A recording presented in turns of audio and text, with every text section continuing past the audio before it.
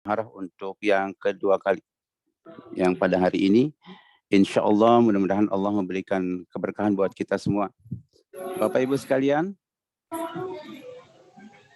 silakan untuk masih bisa berkesempatan untuk berbagi informasi kepada jamaah yang lainnya, untuk keluarga maupun sahabat yang lainnya, untuk kita bisa menyimak kajian ilmu yang sangat luar biasa.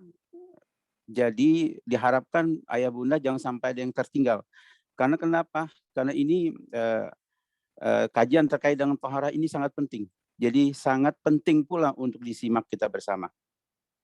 Baik, sebelum kita mulai bersama-sama kita berdoa dan memohon kepada Allah, mudah-mudahan Allah memberikan keberkahan buat kita semua atas pertemuan dan kajian pada hari ini.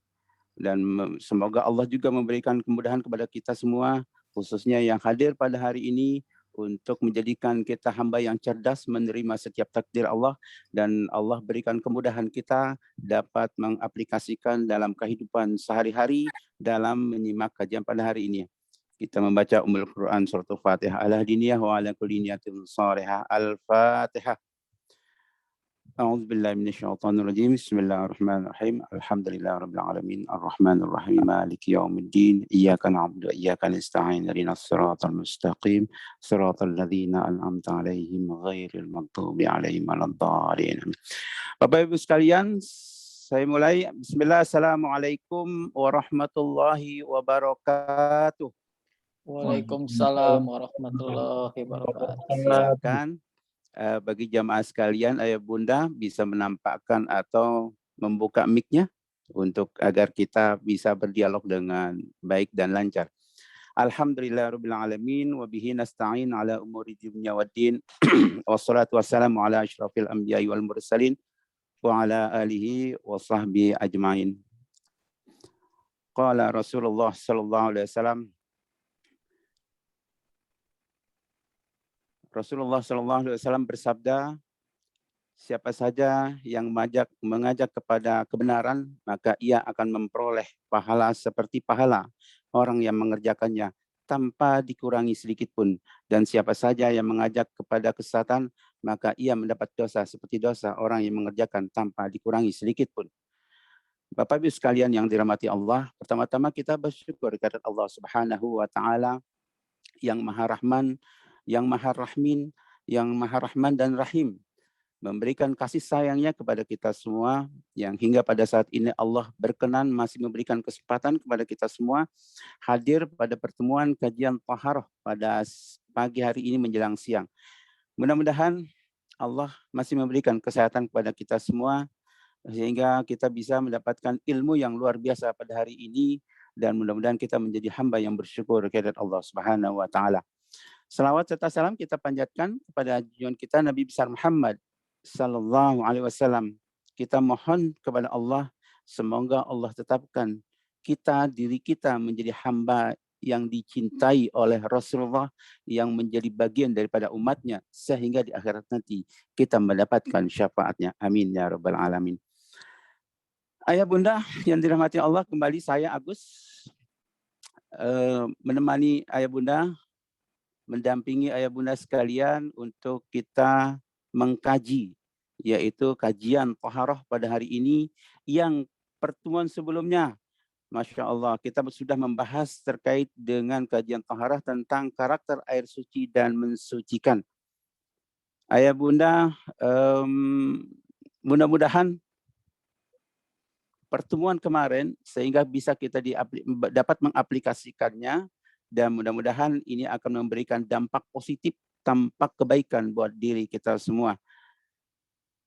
Saya coba menyapa dulu kepada jamaah. Boleh operator dibantu untuk bisa nampak. Baik, alhamdulillah. Dengan Ibu Asri Mutakin. Alhamdulillah. Assalamualaikum Ibu Dwi Atmi. Assalamualaikum Ibu Dwi. Mudah-mudahan maupun yang lain yang tidak saya sampaikan atau saya sebut satu persatu, mudah-mudahan ini menjadi semangat.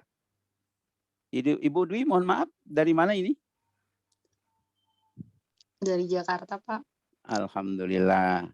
sudah bisa mengajak sahabat keluarga yang lain ya ikut kajian pada hari ini. Mudah-mudahan, karena kenapa selalu saya ingatkan betapa pentingnya kajian toharoh.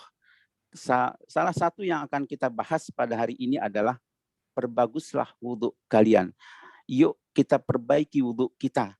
Karena kenapa? Dengan salah satu sahnya sholat itu antaranya adalah kita memperbaiki kualitas dari wudhu tersebut.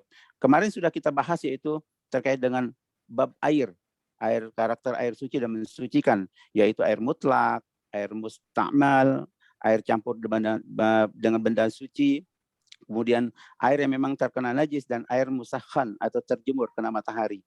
Mudah-mudahan poin-poin ini sudah kita mendapatkan sebelumnya. Nah, begitu pentingnya, maka pembahasan untuk kedepannya insya Allah pada hari ini adalah perbaguslah wudhu kalian. Baik, insya Allah Ustadz sudah masuk di tengah-tengah kita. Assalamualaikum Ustadz. Waalaikumsalam warahmatullahi wabarakatuh. Alhamdulillah. Mohon izin sebelum nanti Ustadz tampil terlebih dahulu, mohon izin saya mengajak kepada jamaah sekalian, subhanallah betapa pentingnya juga kita menuntut ilmu. Barang siapa yang berjalan untuk mencari ilmu, Allah akan memudahkan dirinya jalan menuju surga. Hadis dari sahabat Abu Hurairah radhiyallahu anhu. Subhanallah, betapa pentingnya ilmu, termasuk ilmu yang pada hari ini. Untuk itu, agar lebih berkahnya pertemuan ini, saya mengajak kepada ayah bunda sekalian, mengajak atau kami akan menyampaikan, tadi di awal sudah kami sampaikan, luar biasa, Darut Tauhid menjadi jalan kemudahan untuk jamaah maupun saudara-saudara kita yang lain.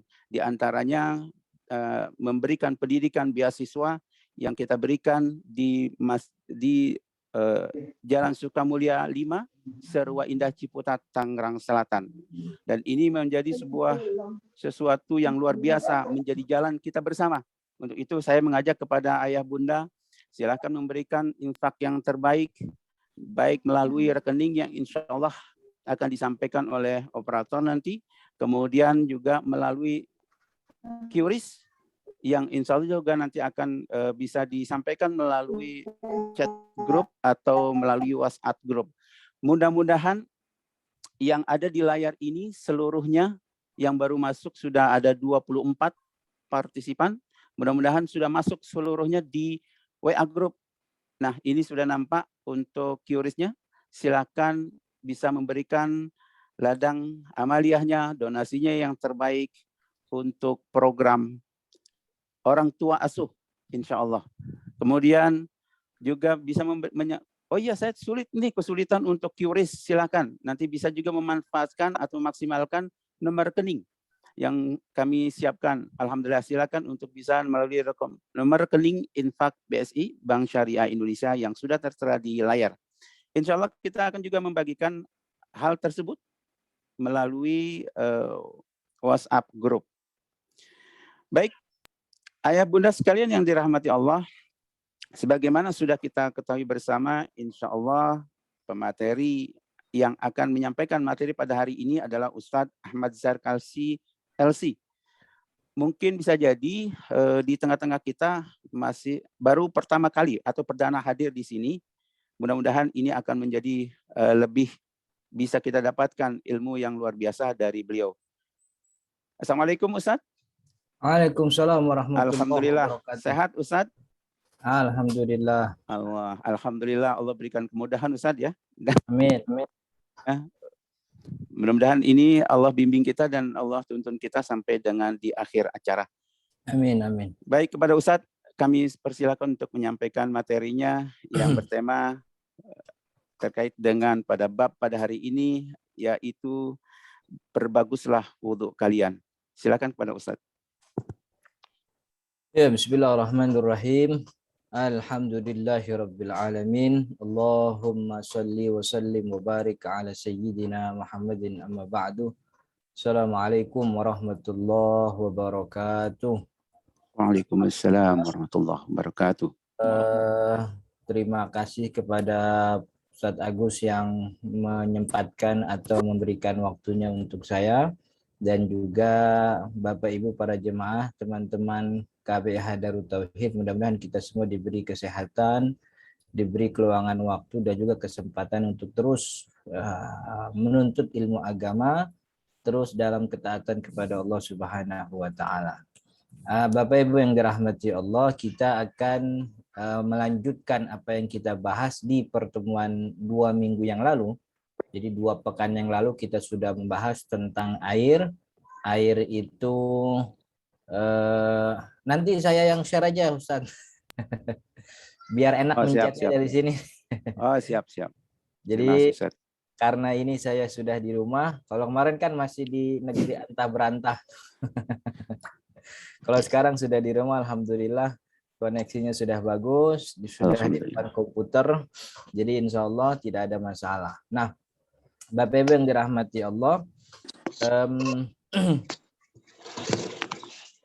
bahwa kita sudah tahu ya di pertemuan sebelumnya bahwa toharoh itu banyak di dalam perkara toharoh itu yang sifatnya ta'abudi. Ta'abudi itu maksudnya perkara non-logik begitu ya, perkara ritual yang tidak dijelaskan oleh Allah dan Rasul tentang sebab kenapa itu diperintahkan. Ya tentu tujuannya untuk taat kepada Allah itu saja. Tapi kenapa itu diperintahkan kita tidak mendapati penjelasan itu. Itu yang disebut dengan istilah ta'abudi. Kayak semacam nih pertanyaan anak-anak muda, kenapa kalau kentut pantat tapi yang diusap muka? Nah itu kan pertanyaan yang tidak ada jawabannya. Kalaupun jawabannya dipaksain ya dari sononya kan begitu. Dari wahyunya memang begitu.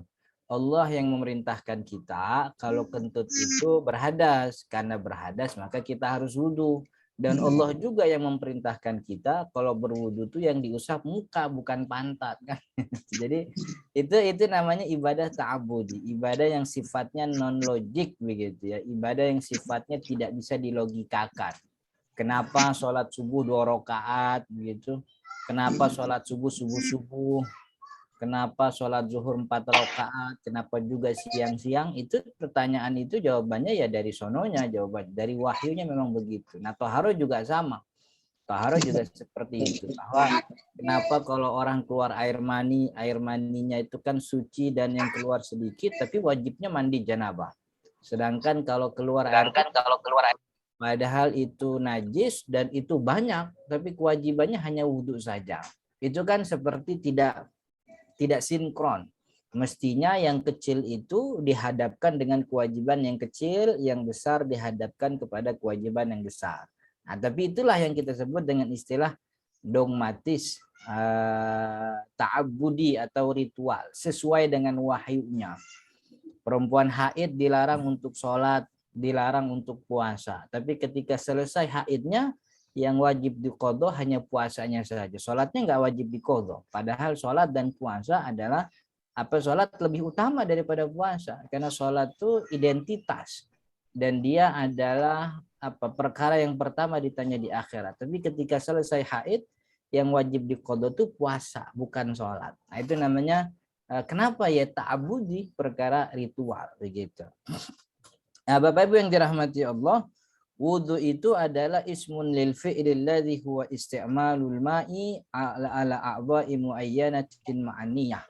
Wudu itu adalah istilah, nama atau kata yang dipakai oleh ulama untuk menunjukkan suatu kegiatan yang menggunakan air dan penggunaan itu digunakan untuk beberapa anggota tubuh dengan niat tertentu gitu. Jadi wudu adalah istilah untuk menunjukkan proses penggunaan air untuk anggota tubuh tertentu dengan niat. Itu definisi wudu begitu ya. Nah, yang harus kita ketahui bahwa wudu ini adalah perkara ritual. Tadi ya sudah kita singgung bahwa kenapa anggota tubuhnya muka, kenapa tangan, kenapa kepala, kenapa kaki, kenapa punggung dada nggak diusap, kenapa paha juga nggak diusap. Kenapa kemudian ini dan itu, ya pertanyaan itu jawabannya kembali kepada wahyu. Memang begitu wahyu yang kita dapati bahwa perintah untuk berwudu adalah anggota tertentu saja, tidak semua anggota begitu. Jadi ini perkara ta'abudi. Kenapa kalau keluar kenapa kalau kentut harus wudu lagi? Kenapa kalau ini harus begini? Itu namanya perkara dogma. Tapi tidak berarti bahwa setiap perkara taharah itu dogmatis. Ada beberapa perkara, ada beberapa masalah yang ulama menyebut itu adalah perkara ta'akuli. Ta'akuli itu maksudnya logik, bisa dilogikakan. Untuk tahu apakah ibadah ini sifatnya dogmatis, ta'abudi, atau ibadah ini sifatnya ta'akuli, bisa dilogikakan. Tentu ulama yang punya kuasa, punya wewenang untuk menjelaskan itu kepada kita semua. Salah satu yang dijelaskan oleh ulama misalnya perkara siwak, kan gitu. Kata ulama, siwak itu ibadah logis sekali, ibadah yang diperintahkan oleh Allah dan Rasul, gunanya untuk membersihkan gigi, menghilangkan bau mulut. Maka kita tidak beribadah dengan kayunya, kita beribadah dengan tujuannya. Tujuannya adalah membersihkan gigi, menghilangkan bau mulut. Maka dengan media apapun kita bisa membersihkan gigi, kita bisa menghilangkan bau mulut, kita sudah mendapatkan sunnah siwak. Karena kita tidak beribadah dengan alatnya, karena ibadah ini punya tujuan. Tujuannya ya tadi, memberikan kenyamanan terhadap orang yang duduk berdekatan dengan kita. Beda kalau sholat. Sholat itu kan ibadahnya ngangkat tangan. Maka ngangkat tangannya kita beribadah, rukuknya itu ibadah. Jadi tidak bisa diganti teknisnya. Sedangkan siwak, karena itu ibadah yang punya tujuan, maka teknisnya boleh diganti. Boleh diganti dengan media apapun, yang penting tujuannya gitu. Itu salah satu gambaran tentang ibadah ta'abudi dengan ibadah ta'akuli. Nah, untuk tahu mana ta'abudi, mana ta'akuli, tentu ulama yang menjelaskan itu. Maka kebutuhan kita terhadap ulama sama seperti kebutuhan kita kepada Al-Quran dan hadis. Seberapa besar kita membutuhkan penjelasan untuk tuntunan hidup kita dari Al-Quran, sebesar itulah kita juga membutuhkan para ulama. Karena dari beliau-beliau itulah kita bisa memahami Al-Quran dan juga sunnah Nabi Muhammad SAW. Nah, Bapak Ibu yang dirahmati Allah, wudu itu fungsinya mengangkat hadas, bukan menghilangkan najis. Jadi taharah itu kan punya fungsi dua. Taharah itu fungsinya mengangkat hadas dan menghilangkan najis. Wudu itu mengamalkan satu fungsi daripada taharah, yaitu mengangkat hadas. Bedanya hadas dengan najis secara sederhana, hadas itu status diri kita, status kita orang muslim, sedangkan najis itu adalah kotoran yang punya dimensi, ada bendanya, bisa kita pegang, bisa kita rasa, bisa kita cium, bahkan beberapanya bisa dimakan tuh. Itu namanya najis. Jadi najis itu ada bendanya. Hadas itu status kita. Ketika kita buang air kecil, lah itu status kita berhadas karena kita buang air kencing. Air kencingnya najis gitu. Nah, wudu itu fungsinya untuk mengangkat hadas kita.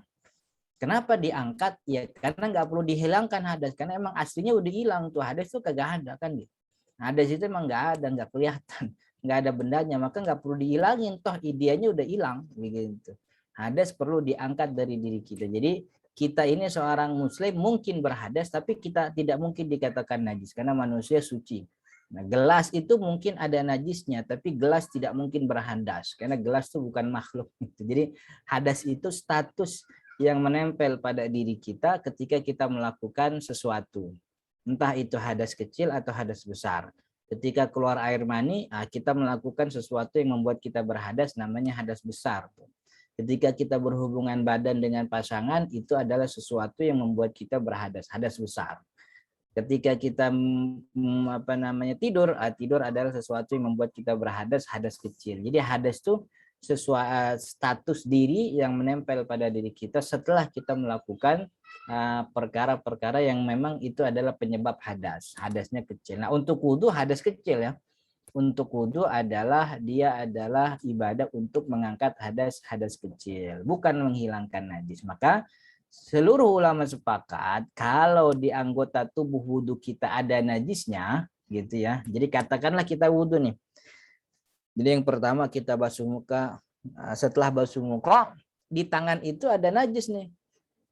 Misalnya darah, misalnya, atau nanah, atau apapun lah kotoran. Maka basuhan yang pertama itu basuhan untuk menghilangkan najis. Itu tidak dihitung sebagai basuhan wudhu karena ada najisnya, maka basuhan itu dihitung sebagai basuhan menghilangkan najis dulu, barulah yang kedua itu jatuhnya sebagai basuhan pertama wudhu. Jadi itu dua fungsi toharo, dan wudhu mengambil salah satu fungsi itu, yaitu untuk mengangkat hadas.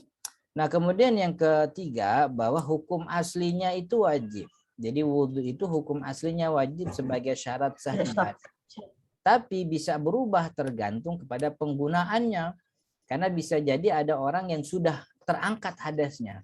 Seperti orang yang sholat maghrib misalnya. Setelah sholat maghrib dia duduk berzikir. Kan dia suci, hadasnya sudah terangkat. Tapi kemudian datang waktu isya, dia tidak melakukan pembatal wudhu, tapi masuk waktu isya dia wudhu lagi. Nah, wudhunya itu hukumnya bukan wajib lagi, tapi hukumnya sunnah karena sebagai tajdid, pembaharuan terhadap wudhunya sendiri. Dia tidak mengangkat hadas karena hadasnya sudah terangkat. Jadi wudhu yang dilakukan itu untuk memperbaharui, dan itu hukumnya sunnah begitu.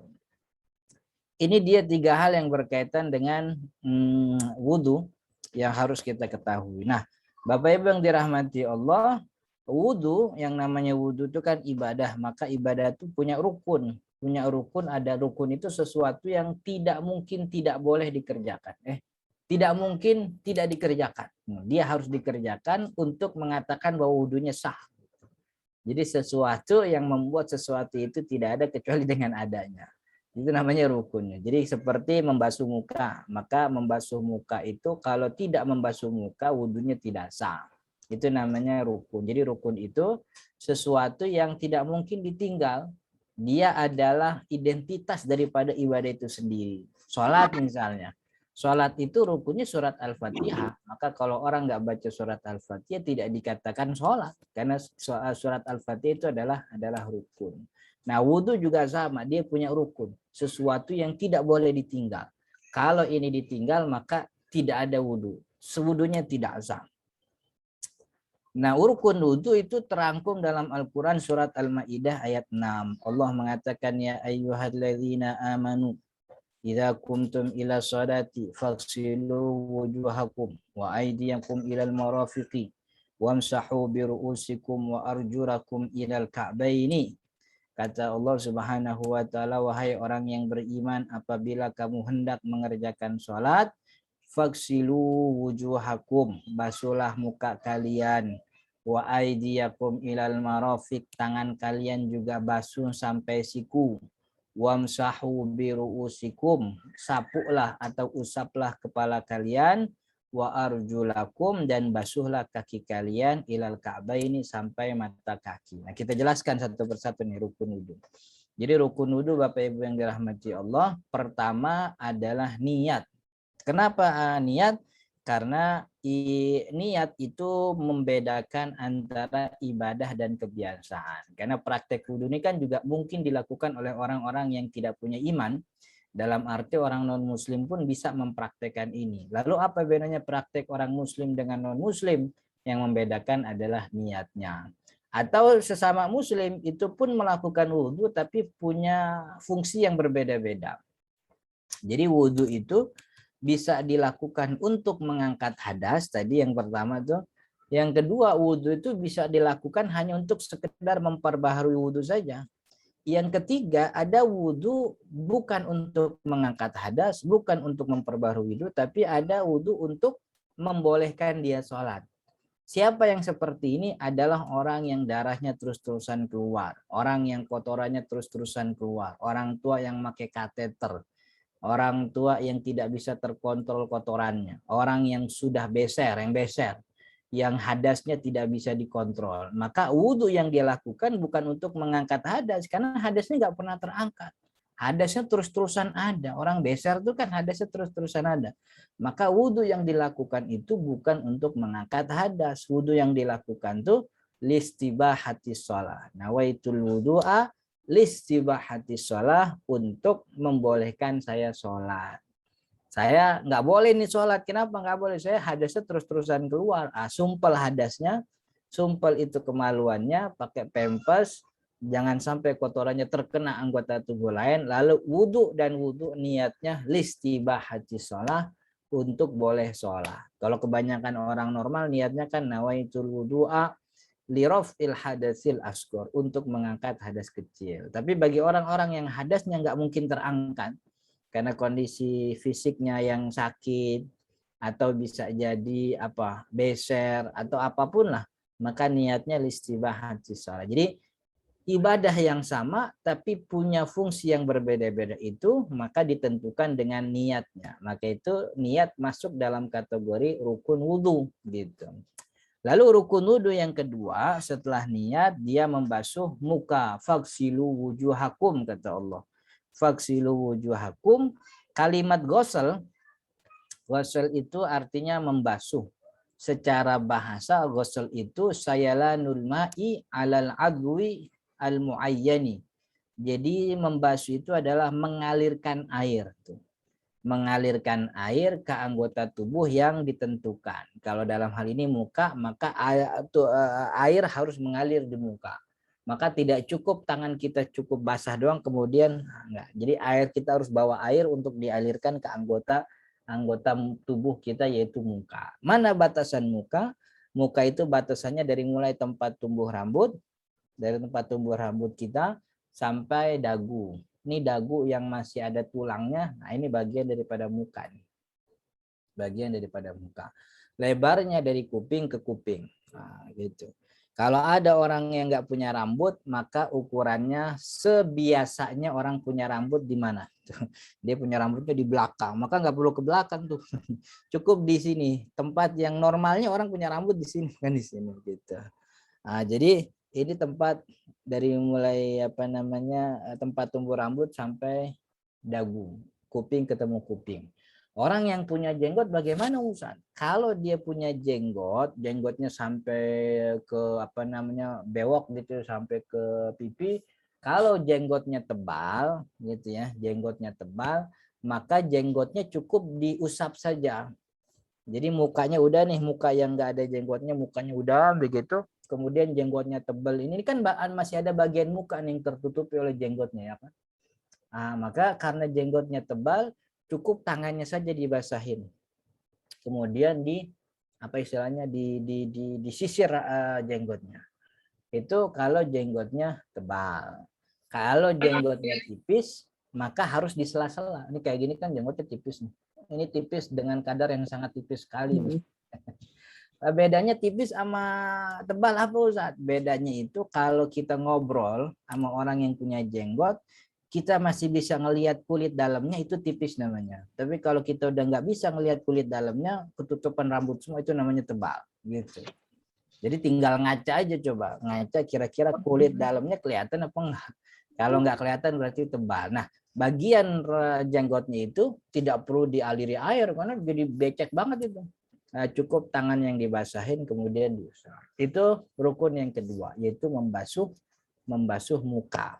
Muka dari tempat tumbuh rambut sampai dagu, kuping ketemu kuping. Nah, gitu.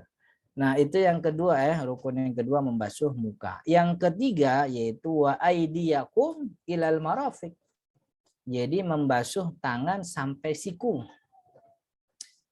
Apakah siku bagian yang termasuk wajib wudhu? Maksudnya wajib dibasuh? Iya, wajib dibasuh. Karena beberapa hadis termasuk hadis Sayyidina Utsman bin Affan radhiyallahu an ketika mencontohkan bagaimana Nabi Muhammad SAW berwudu, Sayyidina Utsman itu melebihkan bagian lengannya untuk menunjukkan kepada kita bahwa siku itu termasuk bagian yang wajib dibasuh. Jadi mulai ujung tangan sampai siku gitu. Jadi airnya dialirin. Dari mana Ustaz? Dari ujung jari apa dari siku? Dua-duanya boleh.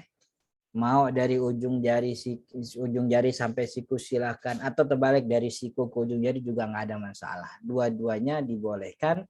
Yang penting seluruh bagian antara ujung jari sampai siku itu semuanya terbasuh. Kanan dulu apa kiri dulu? Bagusnya kanan dulu. Tapi kiri dulu pun nggak ada masalah karena tidak ada kewajiban kanan dulu. Mendahulukan kanan dan kiri itu hukumnya sunnah saja. Ya dikerjain bagus, kalaupun nggak ada masalah. Yang penting tangan itu jatuhnya setelah muka gitu. Yang nggak boleh tuh kalau tangan dulu baru muka, nah terbalik tuh karena urutannya harus muka dulu baru tangan. Jadi tangan sampai siku. Baik mau dari ujung sini silahkan atau dari ujung sini pun tidak ada masalah gitu ya. Itu yang ketiga. Kemudian Allah mengatakan wamsahu biruusikum. Di muka Allah mengatakan fagsilu, igsil, basuhlah. Tapi di apa namanya di kepala di rukun yang keempat ini Allah mengatakan wamsahu. Wamsahu itu artinya mengusap. Bedanya dengan ghusl dengan imsah itu imrarul yadil mablul. Cukup menyapu dengan tangan yang basah. Kalau ghusl ada air yang kita alirkan gitu ya. Tapi kalau imsah cukup tangan basah kita poles gitu. Ini rambut kita, tangan kita basah kita poles aja gitu. Itu sudah cukup. Jadi nggak perlu guyur, nggak perlu kayak orang pakai sampo begitu. Jadi cukup tangannya basah gitu. Ini kadang-kadang banyak yang orang nggak tahu menganggap bahwa kepala juga sama wajib dibasuh. Akhirnya dia guyuran. Kalau guyuran akhirnya dia basah. Gara-gara dia basah akhirnya dia nggak jadi sholat. Capek wudhu kan. Tiap wudhu becek mulu. Ya iya dia nggak tahu ilmunya. Jadi kepala itu cukup diusap saja. Tidak perlu dibasuh. Wamsahu. Nah yang diusap sebahagian kepala atau semuanya Ustaz? Kalau yang di sini kan kita nyebutnya sebahagian kepala ya. Karena ini pendapat Asy-Syafi'iyah. Pendapat Asy-Syafi'iyah mengatakan bahwa kepala itu cukup diusap sebahagiannya saja. Kenapa sebahagiannya saja? Karena coba lihat teks Al-Qur'annya wamsahu biruusikum dan usaplah bi.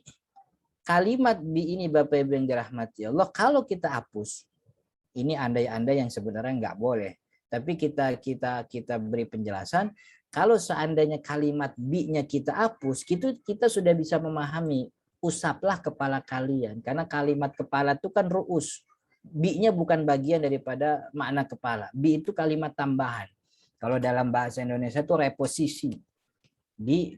Nah itu bi itu sama tuh harfu jar gitu. Nah, bi-nya kita hapus, itu maknanya sudah cukup usaplah kepala kalian. Tapi Allah Subhanahu wa taala memasukkan kalimat bi sebelum ru'us, sebelum kepala. Berarti ada makna yang diinginkan oleh Allah selain makna kepala karena ada kalimat bi. Nah, bi dalam bahasa Arab itu kan harfu jar yang kalau di Indonesia kita sebut dengan kalimat kata reposisi. Harfu jar, salah satu makna harfu jar itu litab'id, untuk menunjukkan sebahagiannya saja. Oh, berarti Al-Quran menginginkan kita mengusap dan mengusapnya cukup sebahagian kepala. Jadi tangan kita basah, kita sebagian sini, bagian yang penting kepala. Tapi kalau rambutnya gondrong jangan diusap pas ujung rambutnya karena dia nggak ngusap kepala, itu namanya ngusap pundak gitu. Jadi harus bagian yang di kepala gitu. Karena ada kalimat bi. Dan Nabi Muhammad SAW dalam sebuah riwayat pernah menyontohkan kan ya. Beliau Shallallahu Alaihi Wasallam pernah berwudu dan beliau masih pakai imamah, atasnya masih pakai udeng-udeng. Lalu dia angkat udeng-udengnya, maksudnya dia tonjolin ini Shallallahu Alaihi Wasallam rambutnya, kemudian dia usap nasiyah, dia usap ubun-ubunnya saja. Nah ini yang menjadi dalil bagi ulama Syafi'iyah bahwa yang namanya kepala itu diusap sebahagian, tidak perlu semuanya. Adapun pendapat yang mengatakan bahwa kepala itu diusap semuanya, itu pendapat mazhab Imam Hambali, mazhab Imam Ahmad bin Hambal. Mazhab Hambali mengatakan kalimat bi dalam ayat ini tidak punya arti. Maksudnya ya mulghah, dan banyak ayat-ayat Allah yang menggunakan kalimat bi tapi artinya itu tidak diarti, artinya itu mulghah. Semacam ayat waqafa billahi syahida. Cukuplah Allah sebagai saksi. Kalimat bi-nya tidak berarti apa-apa, maka tetap saja kita artikan ru'us itu ya kepala, seluruh kepala begitu. Maka itu pendapat mazhab Imam Ahmad bin Hambal, kepala itu diusap semuanya. Maka karena diusap semuanya, model wudunya itu begitu. Jadi jempolnya nih kita taruh di pelipis, lalu tangan kita mengalirkan ke seluruh bagian kepala dari mulai ujung sampai tengkuk, kemudian dibalikin lagi. Balikin laginya sunnah nih, jadi cukup sealiran ini udah cukup. Tapi kalau mau dibalikin lagi itu lebih lebih afdol. Ya tentu dibalikin tuh kalau beberapa bagi orang yang punya rambut gondrong. Karena kalau sekali aja kan nggak cukup, nggak mengcover semua bagian terkena. Jadi harus dibalikin lagi. Tapi bagi orang yang rambutnya tipis atau bahkan mungkin tidak punya rambut, ya sekali itu sudah mengcover semuanya. Jadi mengusap sebagian kepala itu pendapat Syafi'i, mengusap seluruh kepala itu pendapat Imam Ahmad bin Hambal gitu. Kemudian yang kelima kata Allah wa arjulakum, dan arjula ada kalimat la-nya. La-nya itu berarti mengindikasikan bahwa ini kembali ke fagsilu. Jadi dibasuh, dan basuhlah kaki kalian sampai kedua mata kaki. Jadi kaki bukan diusap ya, tapi dibasuh, dialiri air sampai mata kaki, dari mulai ujung jari sampai mata kaki. Betis boleh Ustaz, betis boleh, artinya disunahkan kalau dilebihkan. Begitu riwayat Sayyidina Abi Hurairah dan juga Sayyidina Utsman bin Affan ketika mencontohkan bagaimana wudunya Nabi Muhammad, beliau melebihkan mata kaki sampai ke betis. Ya sebenarnya untuk menunjukkan bahwa mata kaki itu harus kena begitu. Tapi dilebihkan sebagai gurroh. Apa gurroh? Gurroh itu artinya cahaya. Karena nanti kita di hari kiamat akan datang kepada padang mahsyar dan muka kita tuh berseri-seri, anggota tubuh kita tuh berseri-seri bekas wudhu kita. Jadi makin banyak wudhu kita yang kita perpanjang, tangan sampai situ kita lebihin, kaki sampai mata kaki kita lebihin, kemudian palanya sebahagian kita jadi semua, itu menjadi gurroh, menjadi cahaya nanti kita di hari kiamat. Nah, rukun selanjutnya adalah tertib. Nah, tertib ini tidak disebutkan dalam Al-Quran. Secara zahir tidak disebutkan. Wamsahu biru'usikum arjulakum ilal ka'baini, wat tertib itu kan nggak ada. Tapi ulama menomor 6-kan tertib karena ada kalimat waw di setiap anggota tubuh itu setelahnya waw. Faksilu wujuhakum wa aidiakum, ada kalimat waw, pemisah antara anggota tubuh satu dengan anggota tubuh lain, waw. Nah, salah satu makna waw itu dalam bahasa Arab namanya harful athob. Harful athob salah satu maknanya itu litartib, untuk menunjukkan kesesuaian, keberaturan kalimat-kalimat yang dipisahkan dengan waw itu. Makanya ulama mengatakan tertib itu bagian dari rukun. Apa maksudnya? Bahwa wudhu itu harus sesuai tertibnya. Niat dulu basuh muka, tangan, kepala, baru kaki. Jadi orang yang wudhu langsung nyebur di kolam berenang, begitu wudhunya nggak sah karena dia tidak memenuhi syarat tertib. Gitu. Jadi harus muka dulu, tangan dulu, dan seterusnya. Beda kalau mandi. Kalau mandi janabah, insya Allah kita bahas minggu yang akan datang, itu kan tidak ada kewajiban tertib. Jadi langsung masuk ke kolam berenang. Tapi kolam berenangnya pastikan yang tidak berkaporit, sebagaimana tadi di pertemuan lalu kita sudah bahas tentang air suci dan mensucikan. Ini dia 6 rukun wudhu. Nah, daripada setelah rukun kita akan membahas pembatal. Ini menjadi terakhir ya.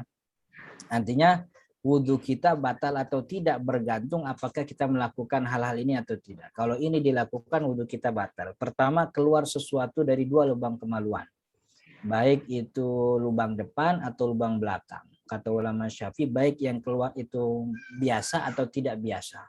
Yang biasa itu kan kotoran, air kencing, darah bagi perempuan. Jadi semua yang keluar dari 2 lubang kemaluan membatalkan wudhu. Baik bendanya cair, atau bendanya padat, atau hanya angin saja misalnya, atau benda yang tidak biasa. Yang tidak biasa tuh kayak apa? Kayak batu kan gitu. Sirup tahu-tahu keluar dari kemaluannya, itu kan nggak biasa. Itu juga sama tuh membatalkan wudhu. Wa in kuntum marudha aw ala safarin. Nah, kemudian yang kedua yang membatalkan wudhu itu tidur. Karena Nabi Muhammad yang mengatakan bahwa tidur itu mana mafaliyatawaddo. Siapa yang tidur maka ia harus berwudu lagi. Dalam hadis yang lain, nah ini uniknya bahwa dalam hadis lain kita mendapati bahwa Nabi Muhammad menjelaskan kenapa tidur membatalkan wudu. Karena kata Nabi Muhammad, al-ainani, kedua mata itu wika usahi. Dia adalah pengikat dubur. Fa'idhana matil ainan, kalau 2 mata tertidur, intolaqal wika, maka pengikat duburnya terbuka. Famana mafaliyatawaddo, maka siapa yang tidur dia harus wudu lagi. Jadi maksudnya bahwa kenapa wudhu dikatakan kenapa tidur membatalkan wudhu? Karena tidur itu kondisi di mana orang yang biasanya mengeluarkan sesuatu dari duburnya. Karena mata itu penjaga dubur. Kalau matanya terlelap, maka duburnya itu tidak ada yang jagain. Jadi banyak yang keluar itu. Tahanannya banyak yang keluar. Karena sipirnya tidur kan ya. Maka itu ulama memberikan pengecualian. Karena kita tahu sebab kenapa tidur itu membatalkan wudhu, karena dia membuat dubur tidak terjaga. Maka kalau ada orang yang tidur tapi duburnya tetap terjaga, tidak terbuka, dia nggak batal wudhunya. Maka itu muncul istilah an-naumul mutamakkinu maq'aduhu 'alal ardi. Orang yang tidur dan duduk tidurnya dalam keadaan mutamakin, pantatnya nempel di atas tanah. Jadi membuat duburnya tertutup, tidak terbuka gitu. Karena ketika duburnya tertutup, walaupun dalam keadaan tidur, tapi dia tutup itu duburnya dengan kuat sekali karena seluruh badannya bertopang pada pantatnya begitu, maka kemungkinan ada yang keluar menjadi sedikit. Dan itu terbukti ya. Ya kita kalau lagi duduk begini nih, kalau ada orang yang naik duduk, gitu. Itu kan dia naikin pantat tuh kan mau apa tuh? Kalau bukan mau kentutnya, mau kentut. Di motor lagi lampu merah, tiba-tiba kita ngeliat ada orang yang naikin pantat, itu mau kentut. Karena kan sulit kentut dalam keadaan seperti itu. Ya kan, pantatnya nempel itu sulit. Maka itu kata ulama, untuk menutup kemungkinan ada yang keluar, ya tempelin tanahnya ke atas tanah. Bisa gak tidur dalam keadaan duduk? Tidur duduk bisa. Maka kalau ada orang yang tidurnya nempel di atas tanah pantatnya, maka wudhunya tidak batal. Dan itu terjadi di zaman Nabi Muhammad SAW. Kata Sayyidina Anas bin Malik, saya lupa riwayatnya, bahwa ketika para sahabat itu menunggu antara maghrib dan isya, mereka tidur. Karena satu waktu Nabi Muhammad kan sering mengakhirkan sholat isya ya. Jadi kalau emang sahabatnya lagi sepi, Nabi Muhammad mengakhirkan sholat isya. Beberapa sahabat setelah maghrib tidur dia. Tidurnya dalam keadaan duduk. Lalu ketika iqamah untuk sholat isya, mereka berdiri hatta takhfiqu ru'usahum dalam hadis, sampai mereka tuh mengayun-ngayunkan palanya. Gitu. Hatta takhfiq, sampai palanya tuh nunduk begitu. Artinya pantatnya masih nempel, cuman palanya tuh sudah berangguk begitu. Setelah iqamah mereka berdiri tanpa wudhu lagi, dan Nabi Muhammad melihat mereka. Artinya Nabi Muhammad mereka tahu kalau mereka tuh lagi pada tidur, tapi Nabi Muhammad tidak menegur itu. Artinya ada tidur di mana kita tetap wudhunya nggak batal, yaitu tidur dalam keadaan wudhu, tidur dalam keadaan duduk. Kalau tidur awalnya sih duduk nggak batal, cuman pas itu lama-lama akhirnya jadi sujud tuh, kayak orang sholat Jumat kan. Awalnya duduk, lama-lama sujud dia. Nah itu yang batalin dulu karena pantatnya terbuka. Gitu. Itu yang kedua ya. Jadi tidur. Nah yang ketiga yaitu hilang akal. Alasannya sederhana seperti tidur. Orang yang tidur saja kemungkinannya ada yang keluar di dubur. Maka kalau hilang akal itu kan jauh lebih dalam daripada tidur. Maka kemungkinan ada yang keluar jauh lebih tinggi dibanding tidur. Kemudian selanjutnya memegang kemaluan dengan bagian dalam telapak tangan. Ini bagian dalam telapak tangan, ini bagian luar. Jadi menyentuh kemaluan dengan bagian luar nggak batal. Kalau menyentuhnya makin ini batal. Nah, untuk tahu mana bagian dalam bagian luar telapak tangan, kita tempelin nih. Dua tangan kita tempelin begini. Kelihatan nggak? Kita tempelin begini nih. Coba dilihat mana bagian yang terlihat, mana bagian yang tidak terlihat. Bagian yang terlihat itu bagian zahir, bagian luar telapak tangan. Bagian yang tidak terlihat ini adalah bagian batin, bagian dalam telapak tangan. Maka menyentuh kemaluan dengan sisi-sisi jari itu tidak membatalkan wudhu. Karena sisi-sisi jari ini bagian luar telapak tangan. Karena kalau kita gini dia kelihatan. Itu namanya pembeda antara bagian luar sama bagian dalam. Ini nggak diajarin di mana-mana nih, cuma di sini doang nih. Di kelas KBI Hadarut Tauhid gitu. Jadi bedain mana bagian dalam tangan, mana bagian luar telapak tangan. Itu yang keempat. Nah, yang kelima yang membatalkan wudhu adalah bersentuhan dengan lawan jenis. Bagaimana bersentuhan dengan lawan jenis batal? Pertama, pastikan dulu bahwa dia adalah memang lawan jenis. Karena dalam satu kondisi mungkin kita tidak jelas itu siapa yang nyentuh kita. Seperti di bazar, di pasar kan gitu. Itu kan jalannya rame. Atau jalan sepi tapi orangnya larinya cepat. kita lagi di rumah, setelah di rumah kita wudhu, kemudian berangkat ke masjid. Lagi di jalan ke masjid, kita disenggol sama orang, menyentuh kita, bahkan saking kita sampai istilahnya ngoyong ke kiri begitu ya, saking diserempetnya. Cuman kita nggak jelas itu yang nyerempet kita tuh larinya cepet banget itu, laki apa perempuan. Kalau dibilang laki, rambutnya gondrong, rambutnya panjang tuh perempuan. Tapi kalau dibilang perempuan, larinya cepet banget. Tapi kan dua kemungkinan itu ada. Laki-laki rambut panjang ada, perempuan lari cepet banyak kan. Di tahun 2000 berapa tuh yang Asian Games di Jakarta itu, juara lari cepat nomor putri itu kan perempuan semua. Nomor putri ya iya perempuan semua. Jadi kemungkinan perempuan punya lari cepat ya banyak begitu. Makanya kan nggak jelas tuh akhir karena apa dia laki. Maka karena ketidakjelasan itu wudhu kita tidak batal. Karena wudhu kita meyakinkan, tapi pembatal wudhunya tidak meyakinkan laki apa perempuan. Maka kita nggak usah gubris. Wudhu kita tetap sah begitu. Kemudian selanjutnya tanpa penghalang. Jadi bersentuhannya langsung kulit ketemu kulit tanpa penghalang. Tidak dihalangi dengan sarung tangan, tidak dihalangi dengan kain, tidak dihalangi dengan baju, tidak dihalangi dengan kerudung. Kalau dihalangi maka nggak batal wudhunya. Kemudian pada bagian yang ada dagingnya, itu maksudnya kalau kita megang rambut perempuan yang bukan mahram atau bersentuhan dengan kukunya kan panjang, kita pegang kukunya gitu, atau kita pegang giginya, gigi, kuku, rambut. Nah itu 3 bagian yang tidak punya daging, kuku, rambut, gigi. Kalau bersentuhannya pada bagian itu, wudhu kita nggak batal. Jadi kalau mau pamitan sama istri biar nggak batal wudhu, main adu-aduan kuku aja gitu. Pamit ya. Tetangganya kan melihat itu. Wah, itu Pak Haji main aduan kuku udah lama kayak gitu. Jadi untuk supaya tidak batal. Jadi kayak semacam kita lagi di jalan kemudian ada motor, kita kena istilahnya sapuan rambut perempuan. Dia lagi begitu rambutnya nyapu muka kita, ya kita nggak batal karena yang kita sentuh rambutnya, dan rambut bukan bagian yang ada dagingnya, maka wudhunya nggak batal. Yang batal tuh kalau bersentuhan dengan kulitnya pada bagian yang ada daging dan sudah balik. Jadi orang yang kita sentuh adalah orang yang sudah balik. Sedangkan perempuan yang masih kecil, laki-laki yang masih kecil, kalau kita nih laki-laki bersentuhan dengan anak bayi ya nggak batal. Kalau kita perempuan bersentuhan dengan bayi laki-laki ya nggak batal. Batal kalau kita pegang ibunya. Kita ibunya lagi ngomong anaknya, kita pegang anaknya nggak batal. Tapi kalau megang ibunya tuh batal. Itu bukan cuma batal tuh, berantem akhirnya. Itu sudah balik. Yang keempat dia bukan mahram.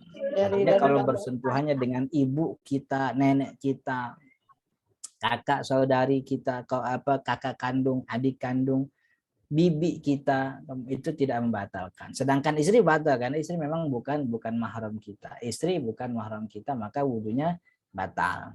Kalaupun ada yang mengatakan tidak batal, itu bukan karena istri tidak mahram, itu karena persentuhannya, pembatalnya itu jadi gini ya. Kalau dalam mazhab Syafi'i begini yang kita jelasin.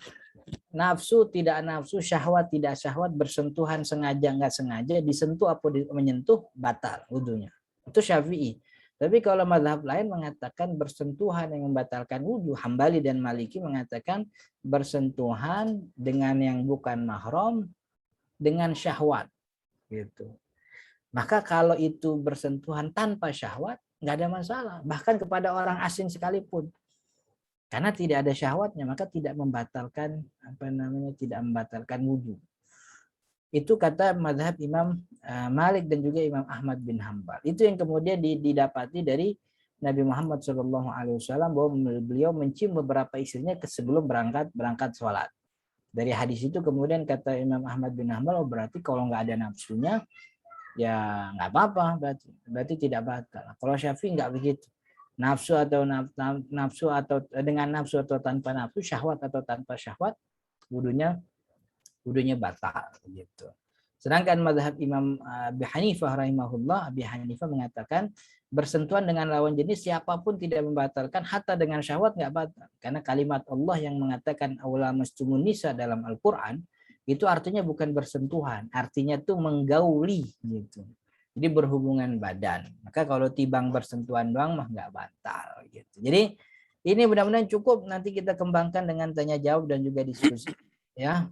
Ya, sudah terlalu lama penyampaian materinya, mudah-mudahan bermanfaat. Saya mohon maaf jika ada kata-kata berkenan. Saya kembalikan ke Ustadz Agus. Silakan Ustadz. Siap. Alhamdulillah.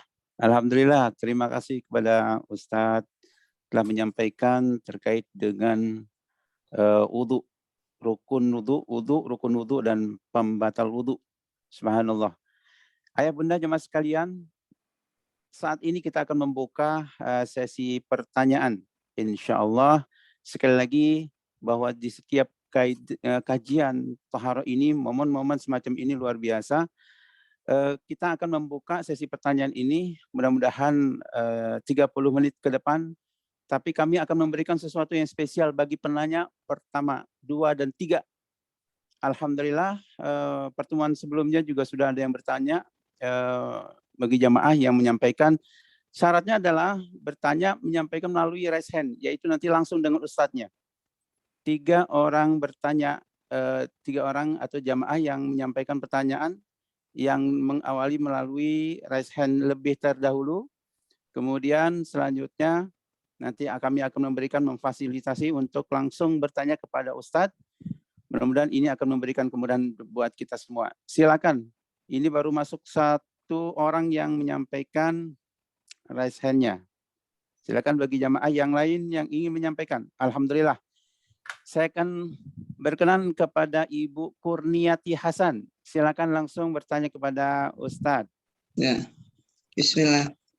Nah, Ustadz mau bertanya. Saya pernah itu tahu apa dengar lupa, saya udah lama banget, mungkin masih dulu ya. Itu apa kalau kita bersentuh, misalnya pas kita udah wudhu mau sholat tapi tiba ada tamu gitu, kita tuh nggak tahu dia orang muslim apa bukan. Nah, terus kan kita gini salaman kan gitu, senggol. Nah, terus ternyata dia bukan muslim. Tanya kalau bukan muslim itu nggak boleh bersentuh, jadi membatalkan wudhu maksudnya. Betulkah itu? Ya. Yang ibu sentuh laki apa perempuan? Laki-laki. Kalau ibu bersentuhan dengan laki-laki, muslim atau bukan muslim, wudunya batal. Jadi pembatal wudhu tidak membedakan apakah dia muslim atau tidak muslim. Yang penting dia beda jenis dengan kita, bersentuhan dengan lawan jenis, itu tidak dibedakan apakah dia muslim atau tidak muslim. Pokoknya kalau dia beda kelamin sama kita, kita sentuh pada bagian yang ada kulitnya dan dia sudah dewasa, ya wudhu kita batal. Beda kalau ibu bersentuhan dengan sesama perempuan. Walaupun perempuannya non-muslim, wudhu ibu tidak batal gitu. Iya. Oke, Ustaz. Kemudian yang kedua, Pak Ustadz, Ya. kan wudhu ini bagian kepala, ini kan. Kalau saya sekarang ini air mengalir. Kan gitu aja ya, Kak. Gimana kalau kita manggil dangdut keliling? Saya giniin kan, saya kepret gini, barulah saya begini. Ya. Bu Kurnia mati mic-nya. Oh. Coba diulangin ya gimana? Ya. Ini Pak Ustadz, apa untuk bagian yang kepala tuh. Kalau saya kan air ngalir kan, disiniin, saya giniin. Terus barulah gini. Itu bagaimana? Kalau Pak Ustadz kan tadi contohnya cuma 1 gini. Ya. Nah, saya 2 gini, saya kepret-kepret tangan airnya baru gini. Iya. Ya nggak apa-apa, wudhunya tetap sah karena inti daripada mengusap kepala yang penting kan tangannya basah. Boleh dilakukan dengan 1 tangan, boleh dengan 2 tangan, bahkan boleh dengan tidak tangan. Artinya bukan tangannya ada apa namanya, kita punya kayu nih. Kayu kita celupin di air, lalu kayunya kita gesek kepala, itu sudah cukup namanya mengusap. Jadi 1 tangan boleh, 2 tangan boleh, bahkan pakai tangan orang lain pun boleh. Ya, Pak Ustadz, terima kasih. Ya.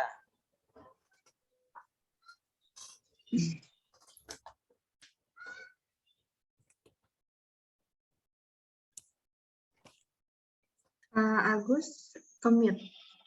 Pak Agus mute.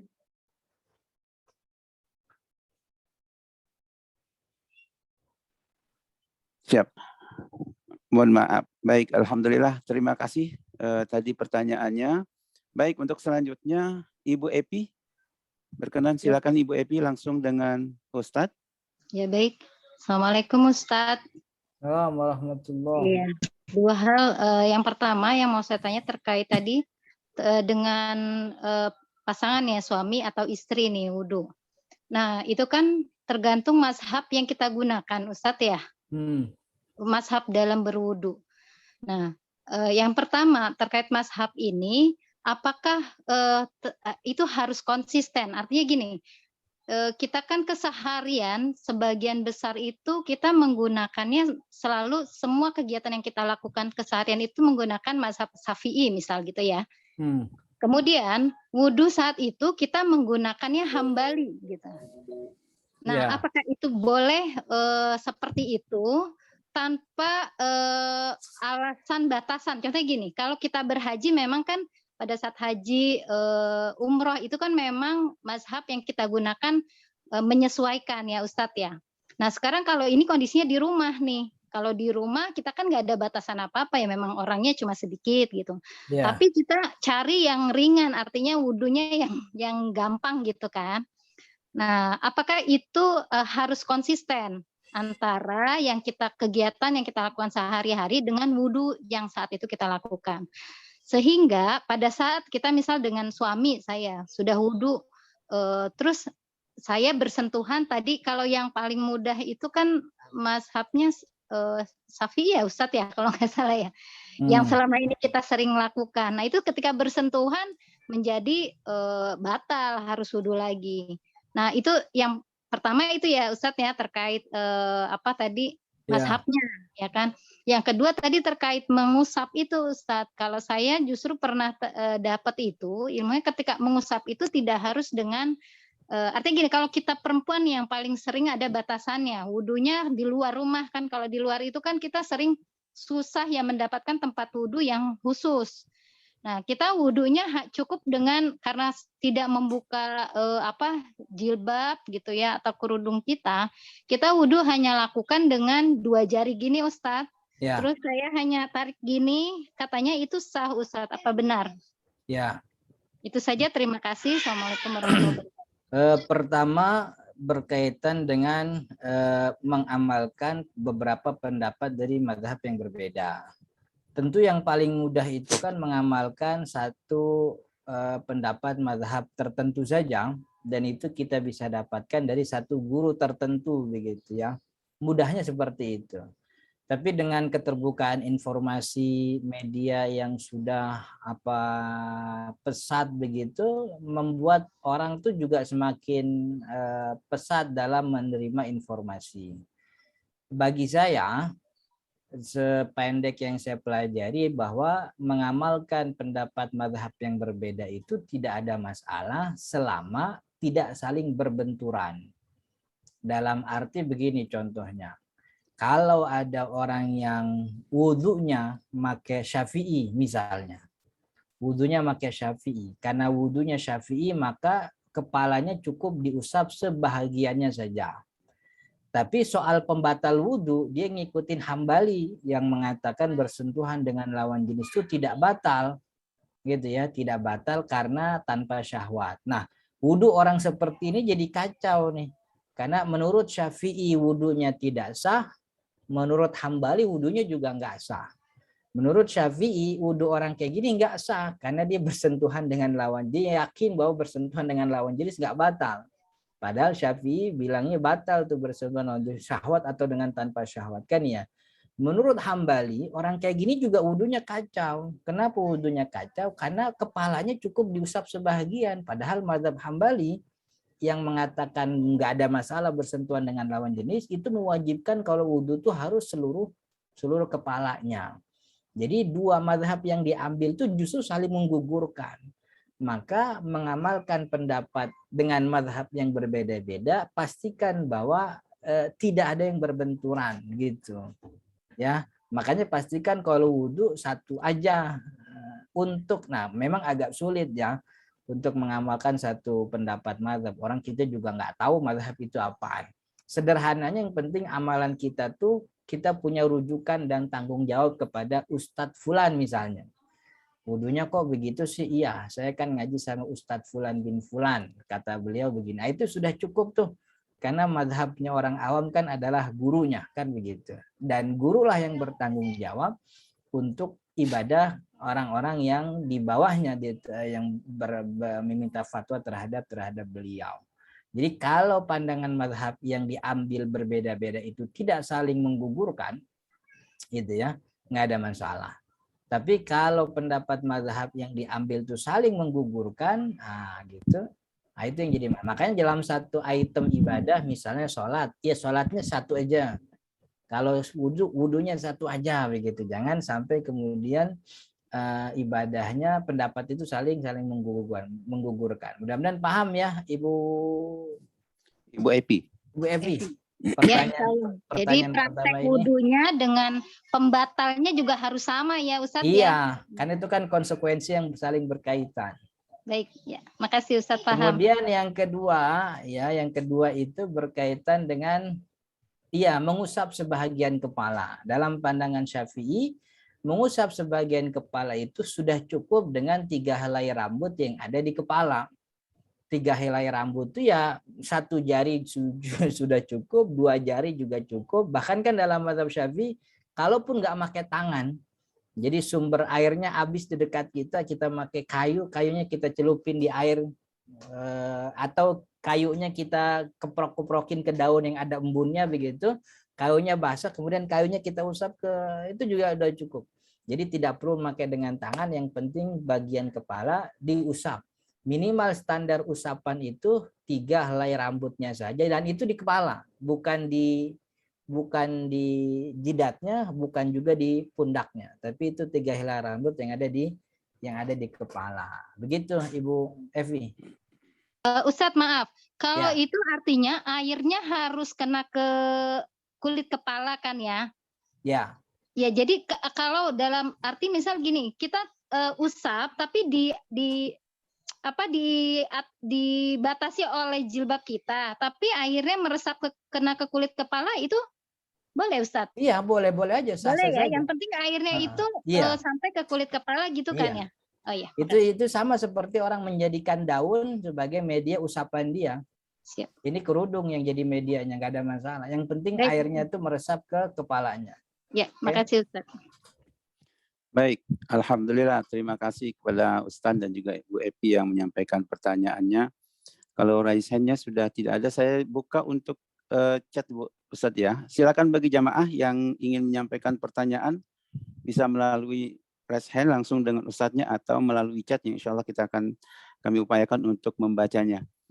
Di pertanyaan melalui chat ini ada Ustadz, sebentar. Oh, sepertinya ini mempertegas ya, dari Ibu Intan.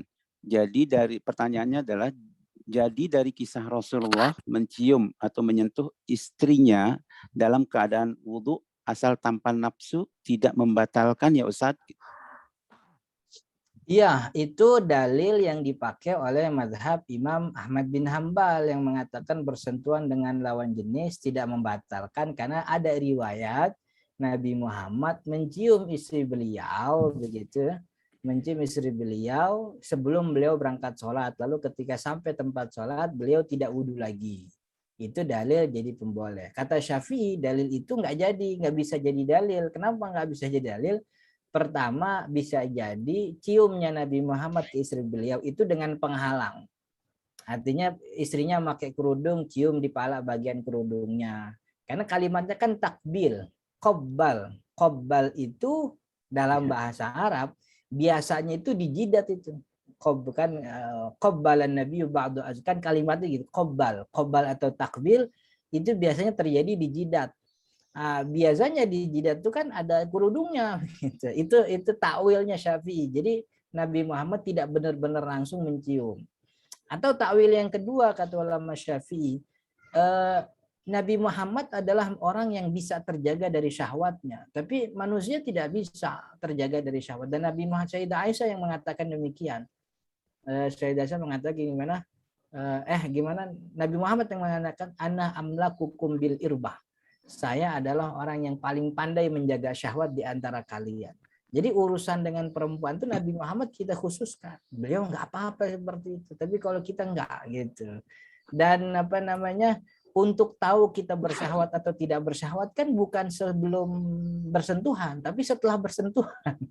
Gitu. Setelah bersentuhan kita baru tahu ada syahwat atau tidak. Dan biasanya ya normalnya begitu ya.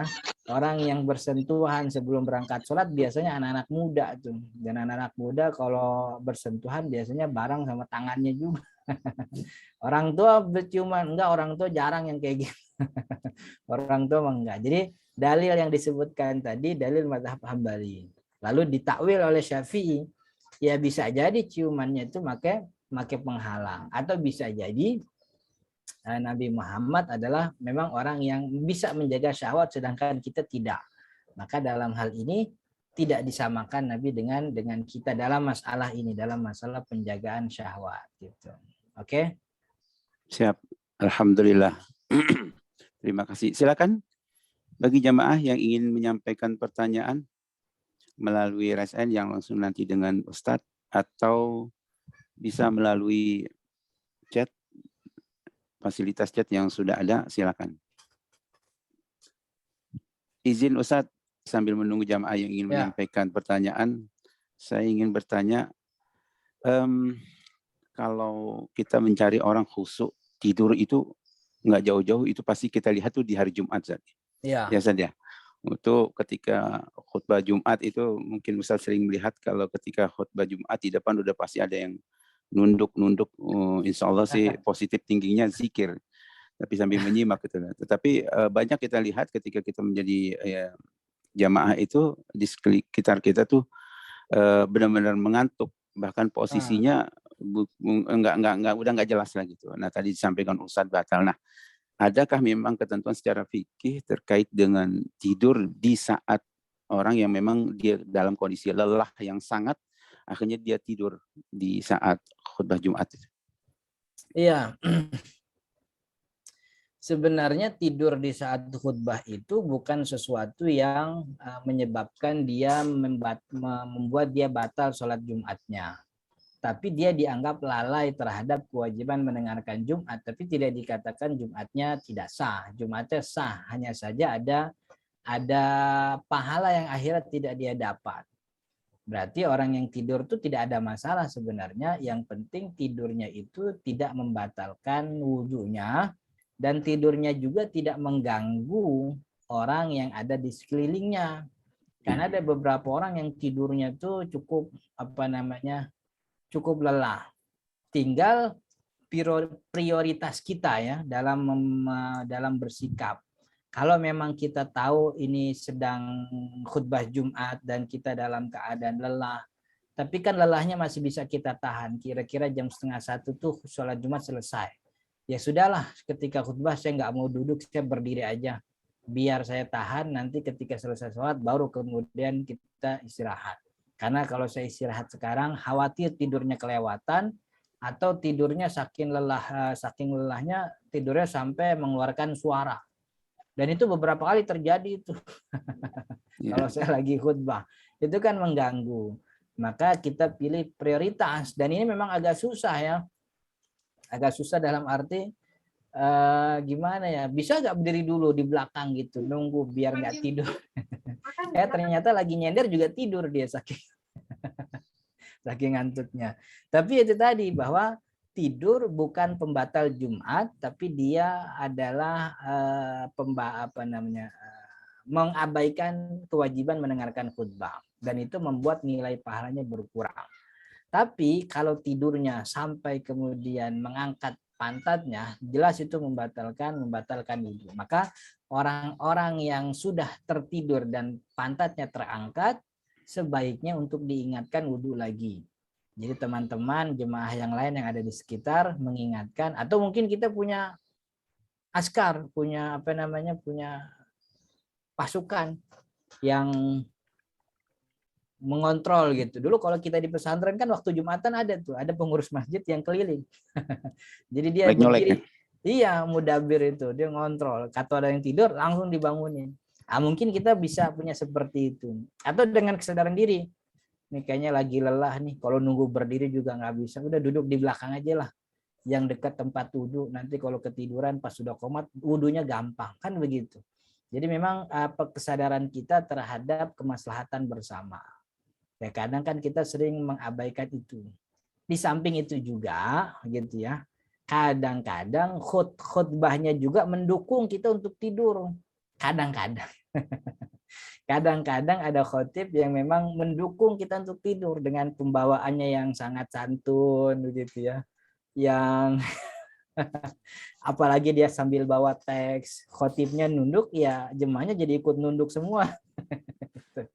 Maka ya itu juga harus diperhatikan gitu. Gitu Ustaz Agus. Siap. Alhamdulillah, terima kasih Ustadz. Baik, ada di chat Ustadz, saya coba bacakan pertanyaan dari Ibu Umi Mahtumah. Assalamualaikum warahmatullahi wabarakatuh. Ustadz izin bertanya, qadarullah ibu saya sedang sakit stroke sehingga aktivitasnya hanya di tempat tidur.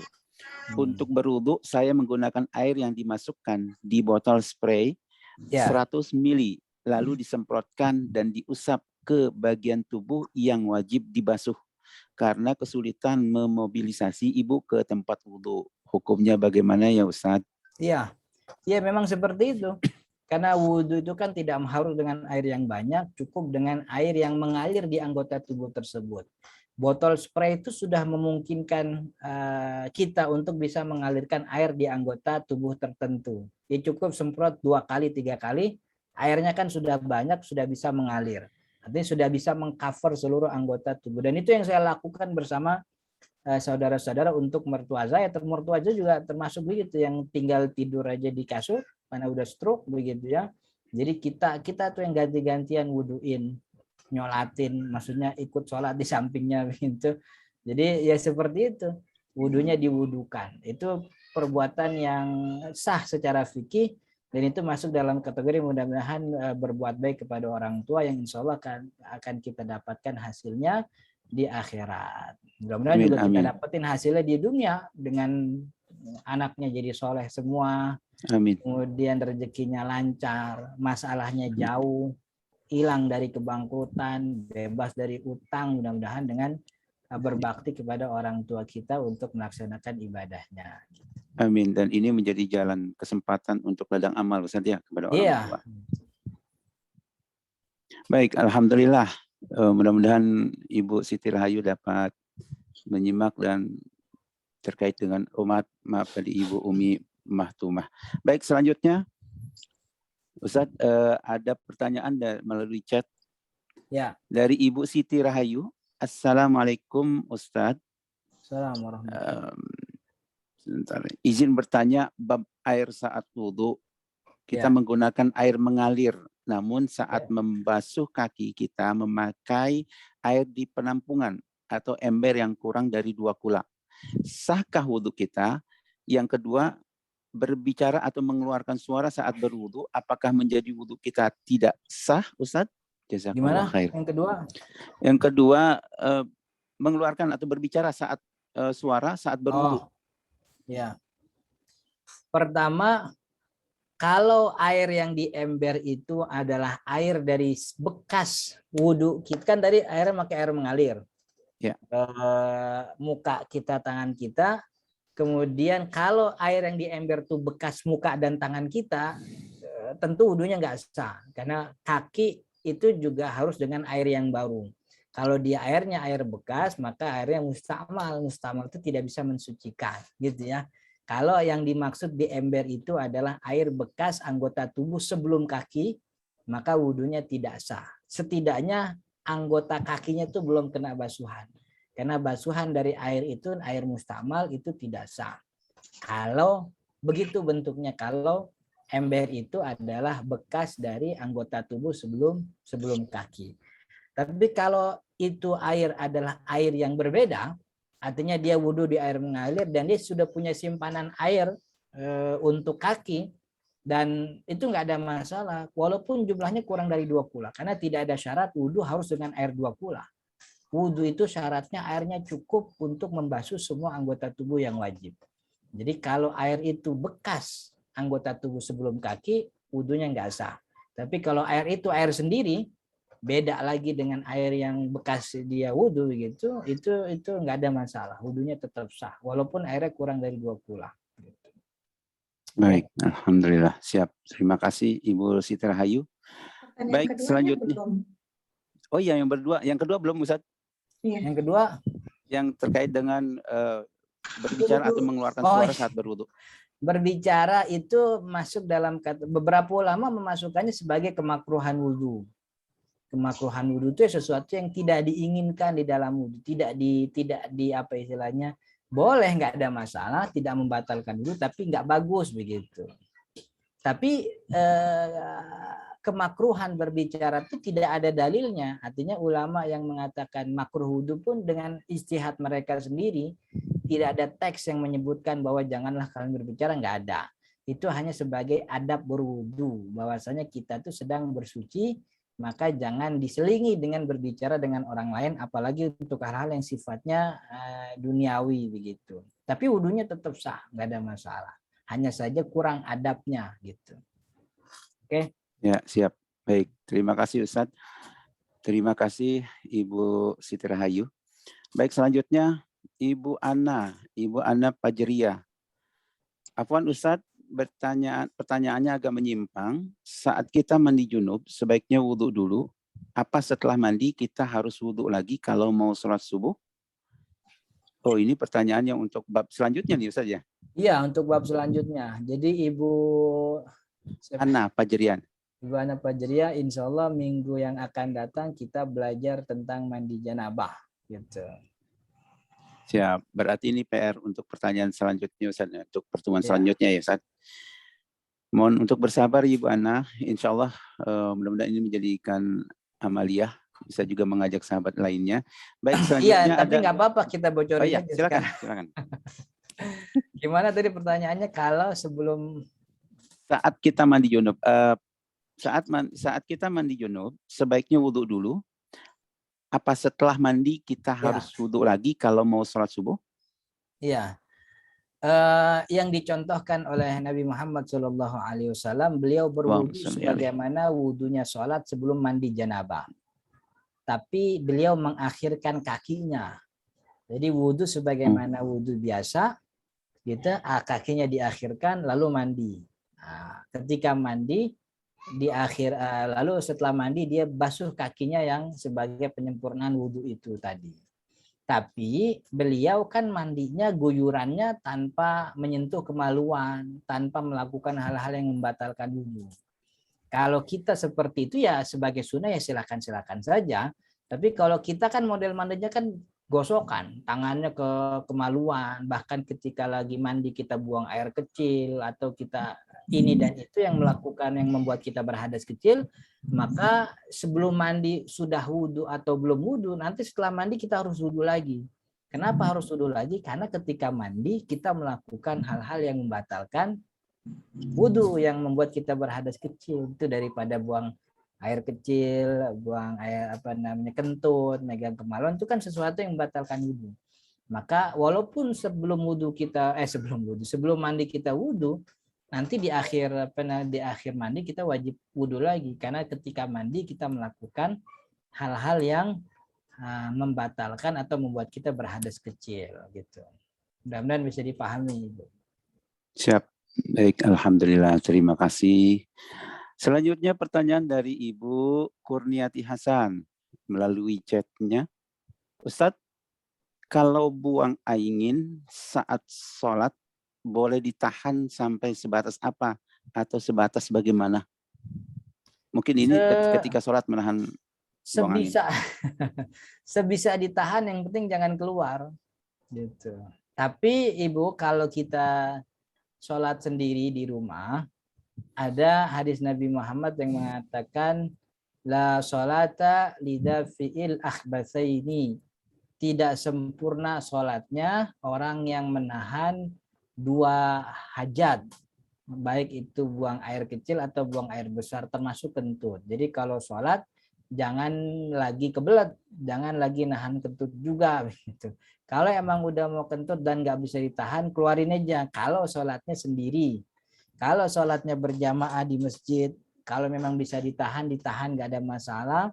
Tapi kalau memang nggak bisa ditahan, ya udah batalin saja. Karena tidak sempurna, bukan nggak sah, tapi tidak sempurna sholat seseorang sambil menahan kotoran, sambil menahan, sambil kebelet gitu. Oke? Baik, alhamdulillah. Baik, selanjutnya Ustadz, mungkin insya Allah ini terakhir ya. Ya. Melalui raise hand Pak Syarifuddin Amin. Oh, Pak Syarifuddin, silakan langsung dengan Ustadz Pak Syarifuddin. Terima kasih. Assalamualaikum warahmatullahi wabarakatuh, Ustaz. Assalamualaikum warahmatullahi wabarakatuh. Ini ada 2 pertanyaan, Ustaz. Ya. Yang satu itu pada saat wudhu. Jadi pada saat wudhu kita masukkan air ke lubang hidung itu, kita sedot terus kita buang. Dan satu lagi membasuh telinga, itu sunnah hukumnya, Ustaz ya? Ya. Nah, terus yang kedua itu saya sering lihat kalau di Masjid Nabawi atau Masjidil Haram itu ada saya lihat tidur miring ke kanan gitu, Ustaz, ke arah kiblat. Berarti itu harus mengulang wudhu gitu, Ustaz. Karena itu sering sama teman-teman tuh kalau nggak mau pulang ke hotel kan ngantuk ya, kita tidur di selonjoran. Ada yang waktu subuh ya? Enggak suka enggak dari itu, Ustaz, dari mulai Nunggu sholat. Dari mulai malam lah jam 10 tuh, setelah makan malam jam 10 ke masjid gitu. Nah, terus capek tiduran. Nah, ada yang tetap selonjor badan arah ke atas mukanya, tapi ada juga yang miring ke kanan. Kan kalau saya lihat kalau miring kanan kan tadi terbuka itu. Gitu, Ustaz. Terima kasih, Ustaz. Assalamualaikum warahmatullahi wabarakatuh. Assalamualaikum warahmatullahi wabarakatuh. Kalau hanya selonjoran atau rebahan miring ke kanan, kalau tidak tidur kan tidak ada masalah, karena dia tidak membatalkan wudhu. Ya, kalau memang tidak tidur itu 3 tuh standarnya: istirkhaul badani, wa zawalu syu'urihi, wa adamul istima'i fi hauli. Pertama istirkhaul badan. Badannya tuh ya sudah nyaman dengan posisi itu. Kemudian zawalu syu'ur, hilang rasanya, maksudnya dicolek-colek udah nggak berasa. Yang ketiga zawal adamul istima, nggak lagi bisa dengar. Itu standar tidur. Badannya nyaman, nggak hilang rasanya, suara nggak dengar, kupingnya nggak dengar.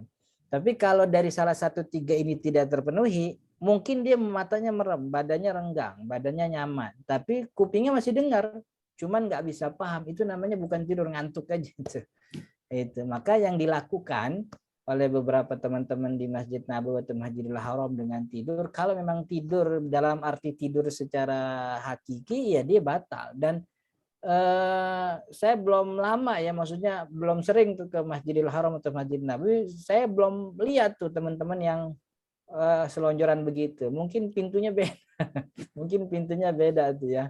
Tapi kalau saya nggak tahu ya, bahwa tidur tuh pembatal wudhu, yang saya tahu itu disepakati oleh jumhur ulama. Maka mungkin yang dilakukan tuh bukan tidur, tapi ya hanya istirahat saja, sekedar apa istilahnya, renggangin badan aja gitu. Nah, kemudian berkaitan dengan tadi kumur-kumur dan memasukkan air ke hidung, itu hukumnya sunnah wudhu dalam Syafi'i, dalam pandangan Syafi'i. Dalam pandangan mazhab Imam Ahmad bin Hambal itu kewajiban, itu bagian daripada rukun. Karena posisinya ada di muka, dan muka itu rukun wudhu, maka kumur-kumur dan memasukkan air ke hidung itu juga bagian daripada rukun wudhu. Dalam pandangan Hambali gitu ya. Kalau Syafi'i itu sunnah wudhu saja gitu. Oke. Baik, alhamdulillah Pak Syarifuddin, mudah-mudahan bisa diterima dengan baik, sudah dijawab oleh Ustadz. Baik, alhamdulillah Ustadz, berkenan sebelum menutup dari Ustadz berkenan untuk menyampaikan kesimpulan. Mohon kepada jamaah tidak keluar setelahnya, karena ada beberapa informasi yang akan kami sampaikan. Silakan Ustadz. Ya, kesimpulannya bahwa memang wudhu ini adalah syarat sahnya ibadah sholat, maka itu untuk dikatakan wudhunya. Dan ini ibadah ritual, ibadah ta'abudi, sah atau tidak sah atau tidak sahnya ibadah kita yang sifatnya ta'abudi itu bukan ukurannya dengan logika, tapi ukurannya dengan wahyu. Maka penting bagi kita untuk terus belajar tentang ibadah-ibadah yang memang tidak bisa dilogikakan seperti ini. Mudah-mudahan bermanfaat. Insya Allah kita lanjut di pekan yang akan datang, kita bahas tentang mandi janabah dan juga tayamum insya Allah. Mudah-mudahan bermanfaat. Saya mohon maaf jika ada kata yang kurang berkenan dan saya mohon pamit lebih dulu. Hadanallahu wa iyyakum ajma'in. Assalamualaikum warahmatullahi wabarakatuh. Waalaikumsalam warahmatullahi wabarakatuh. Terima kasih banyak Ustaz. Ya, Semoga ilmu yang Assalamualaikum disampaikan menjadi warahmatullahi amalia dan wabarakatuh. barokah. Waalaikumsalam. Jamaah sekalian, insya Allah pertemuan selanjutnya yaitu mandi janabah yang sahih. Nah, insya Allah ini akan kita selenggarakan pada